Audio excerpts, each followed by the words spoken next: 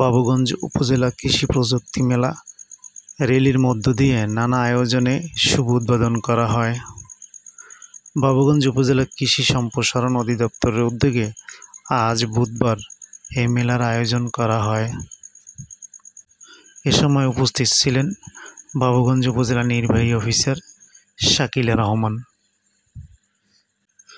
বরিশাল খামারবাড়ি কৃষি সম্প্রসারণ অধিদপ্তরের উপপরিচালক মোহাম্মদ মুরাদুল হাসান, বাবুগঞ্জ উপজেলা কৃষি অফিসার মোহাম্মদ মামুনুর রহমান, বাবুগঞ্জ উপজেলা ভাইস চেয়ারম্যান ইকবাল আহমেদ আজাদ, বাবুগঞ্জ উপজেলা আওয়ামী লীগের সাধারণ সম্পাদক ও রহমতপুর ইউনিয়ন চেয়ারম্যান মৃধা মোহাম্মদ আখতারুজ্জামান মিলন, বাবুগঞ্জ উপজেলা জাতীয় পার্টির যুগ্ম আহ্বায়ক মোহাম্মদ বাবুল আকন, মুক্তিযোদ্ধা আব্দুল করিম হাওলাদার, মাধবপাশা ইউপি চেয়ারম্যান মোহাম্মদ সিদ্দিকুর রহমান প্রমুখ।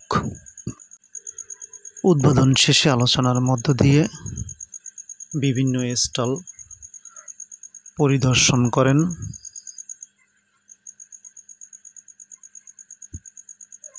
উপজেলা নির্বাহী অফিসার শাকিলা রহমান এবং বিভিন্ন রকমের কৃষির নমুনা এ প্রদর্শনে তুলে ধরা হয়।